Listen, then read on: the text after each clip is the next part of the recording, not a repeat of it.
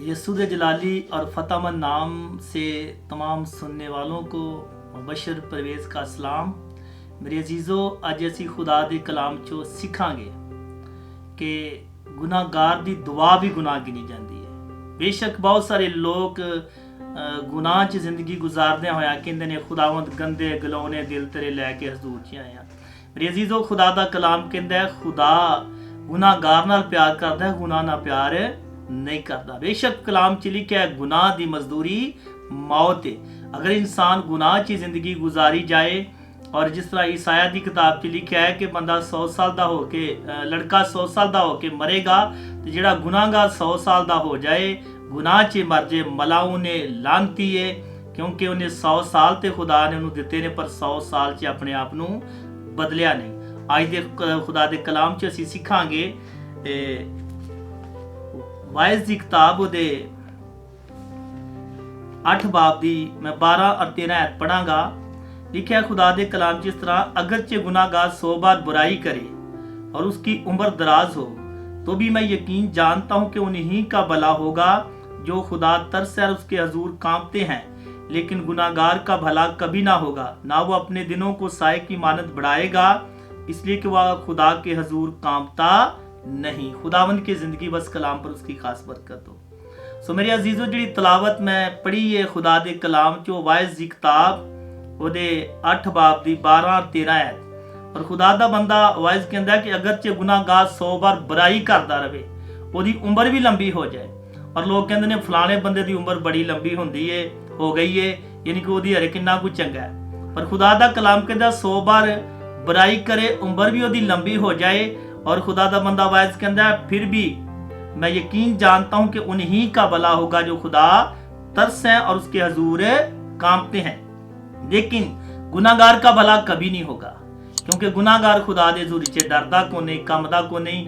जेड़े खुदा तरस ने, जिस तरह मेरे अजीजों यसू मसीह दूजियां ते तरस, दुखियां ते, बीमारां ते, परेशानां ते, कोड़ियां ते तरस खांदा है। कि अज दे मसीह लोग तरस खांदे ने? अज दे मसीह लोग किसी ते वेख के दुखी नूं, परेशान नूं, बीमार नूं उहदे ते तरस खांदे ने, रहम करदे ने? नहीं। बहुत सारे ऐसे लोग ने जो दूजियां ते तरस ही नहीं खांदे। कलाम च लिखा है, मसीह ने कहा जिस पैमाने से तुम नाप दो उसी तुम्हारे वास्ते नापा जाएगा। और अज दा कलाम ये वे कि अगर असी तरस खांगे दूजियां ते, तो खुदा साडे ते तरस खाएगा। ते जे अगर असी गुनाह च जिंदगी गुजारी जाएंगे, तो ज़बूर 109 दे विच लिखिया है, जब उसकी अदालत हो तो मुजरम ठहरे और उसकी दुआ भी गुनाह गिनी जाए। एक बंदा तौबा ही नहीं करता, गुनाह तो अपने आप तो बाज ही नहीं आउंदा पिया, कोई भी खुदा दे खिलाफ सरकशी करदा है, गुनाह करदा है। ते मेरे अजीजों, ज़बूर 109 च लिखा जब उसकी अदालत हो तो वह मुजरम ठहरे और उसकी दुआ भी गुनाह गिनी जाए। और खुदा दे कलाम च एक होर हवाला जात वेखांगे, यूहन्ना दी इंजील दे 9 बाब दी मैं 31 आयत पढ़ांगा।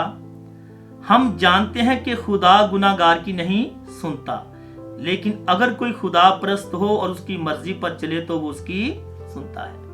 यानी कि जो मसीह यसू एक जन्म दे अन्ने नूं शिफा देंदे ने, तो जो फकीर फरीसी बहुत सारी उहदे मसीह यसू नाल बहस तकरार करते हैं। और जो बहुत सारी बहस तकरार करते हैं, तो अगे जाके असां 31 आयत च पढ़िया है कि हाँ इस गल का इकरार करते हैं कि हम जानते हैं कि खुदा गुनाहगार की नहीं सुनता। अगर कोई खुदा परस्त हो और खुदा की मर्जी पर चले तो खुदा उसकी सुनता है।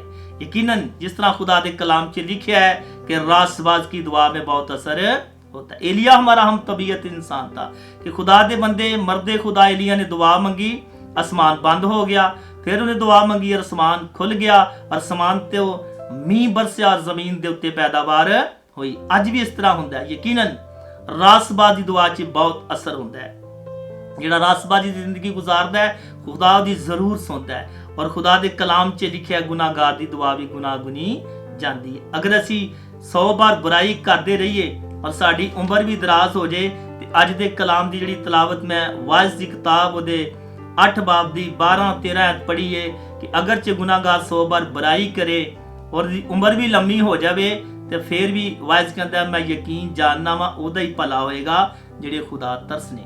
अज तो बहुत सारे ऐसे लोग ने, कई खादम ही किसी का तरस नहीं खाते, किसी ਦੁੱਖ ਦੇਣ ਤੋਂ ਬਾਜ਼ ਹੀ ਕੋ ਨਹੀਂ ਆਉਂਦੇ। ਐਸੇ ਲਫ਼ਾਜ਼ ਐਸੀਆਂ ਗੱਲਾਂ ਇਸਤੇਮਾਲ ਕਰਦੇ ਨੇ ਔਰ ਆਪਣੇ ਆਪ ਨੂੰ ਬਿਹਤਰ ਸਮਝਦੇ ਨੇ ਤੇ ਦੂਜਿਆਂ ਨੂੰ ਹਕੀਰ ਨਾ ਚੀਜ਼ ਜਾਣਦੇ ਨੇ।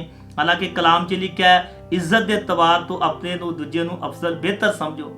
ਅਗਰ ਅਸੀਂ ਮਸੀਹ ਦੇ ਬੇਟੀਆਂ ਬੇਟੇ ਹਾਂ, ਅਸੀਂ ਰਾਸਬਾਜ਼ ਹਾਂ, ਤੇ ਫਿਰ ਮੇਰੇ ਅਜ਼ੀਜ਼ੋ ਸਾਡੇ ਅੰਦਰ ਤਰਸ, ਸਾਡੇ ਅੰਦਰ ਰਹਿਮ ਹੋਣਾ ਚਾਹੀਦਾ ਹੈ। ਜਿਸ ਤਰ੍ਹਾਂ ਅਸੀਂ ਦੂਜਿਆਂ ਦੇ ਤਰਸ ਖਾਂਗੇ, ਸਾਡਾ ਅਸਮਾਨੀ ਬਾਪ ਯਿਸੂ ਮਸੀਹ ਵੀ ਸਾਡੇ ਤੇ ਤਰਸ ਖਾਏਗਾ। ਅੱਜ ਦਾ ਮੈਂ ਛੋਟਾ ਜਿਹਾ ਪੈਗਾਮ ਜਿਹੜਾ ਦਿੱਤਾ है, ज़रूर सुनने वाले को खुदा बरकत देगा। खुदावंद इस कलाम के वसीला से बड़ी बरकत दे, मसीह के नाम से आमीन।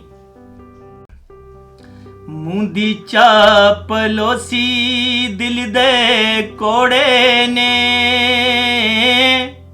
साफ दिलां दे लोकी जगी विच थोड़े ने।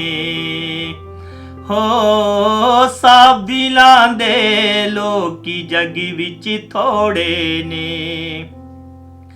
मूंह ते कर चतराई ते चक्री चलांदे ने।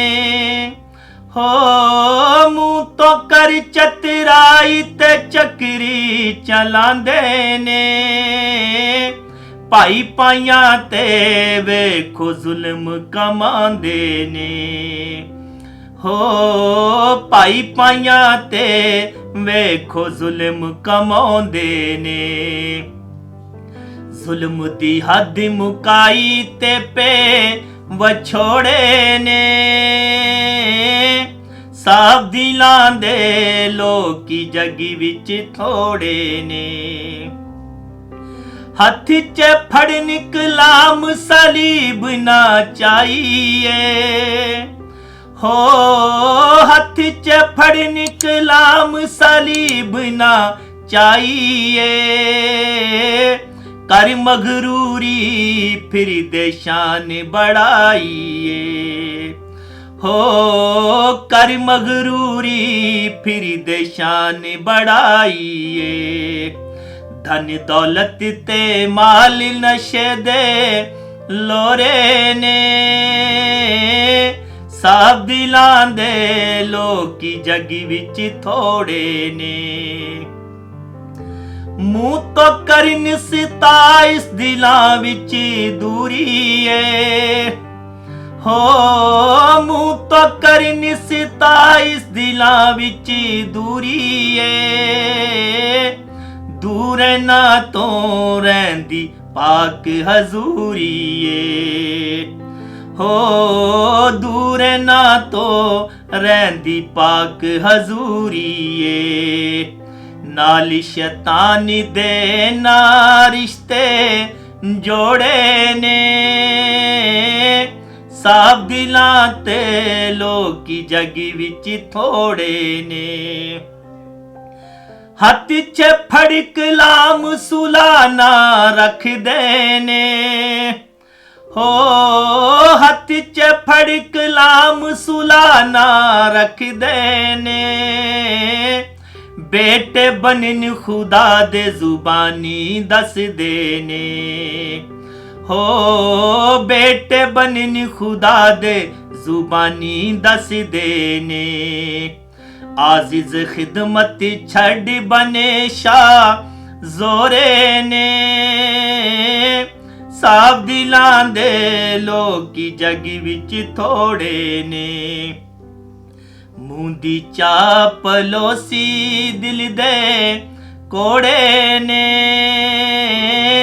साफ दिलां दे लोकी जगी विच थोड़े ने।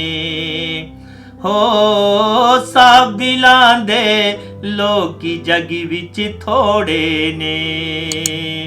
आमीन।